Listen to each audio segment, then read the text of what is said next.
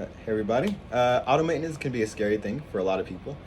For example, something as simple as having a tire blow out on the road can leave you stranded for a very long time. But it doesn't have to be that way. I think if you can find your way around a simple tool set and you do simple jobs here and there, it can definitely help you out in the long run. For example, I just had to change my taillights, so I'll show you guys how to do that. Hi, I'm Will. Let's get to it. So first things you want to do is get familiar with the tools that you have. I have this tool set. It's pretty big. You don't need something that big, at least in this context. If you have bigger jobs that you want to do, of course, you're going to need a bigger tool set for that.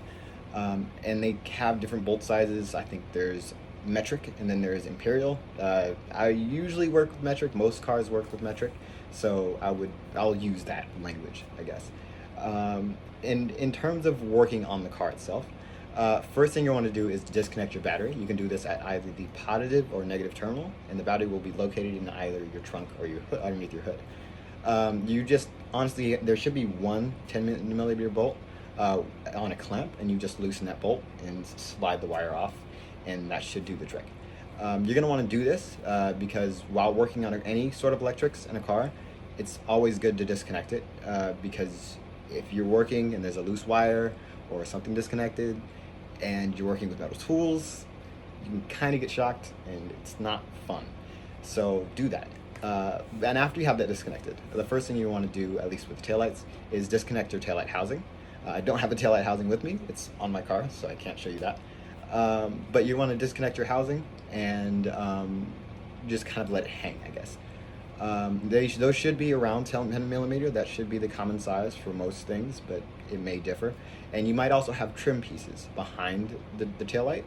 Most likely it's going to be in the trunk, so if you have a newer car, it's more likely to have trim pieces and stuff like that behind it. Shouldn't be too much of an issue.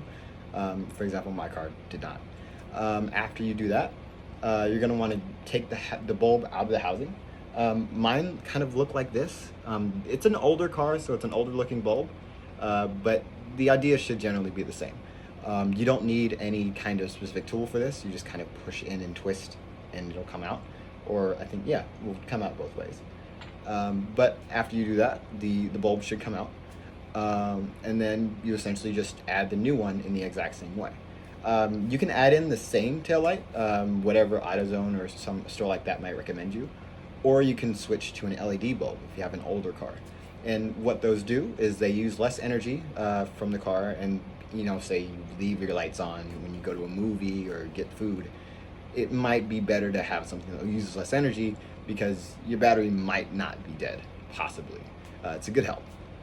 So I would suggest that if you can. Back to the car. You want to twist the headlights in, the taillights in, sorry. Exact same way as you took them out, and then put them back into the housing. It shouldn't be too much of an issue. And then after that, you just install the housing back into the car itself. It's a little bit different going in than coming out. You'll need to put the bolts in a diagonal pattern in order to make sure the taillight seats correctly.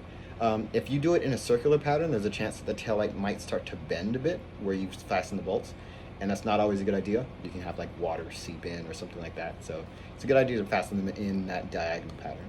And then after that, you just put back on your trim pieces and you should be good to go.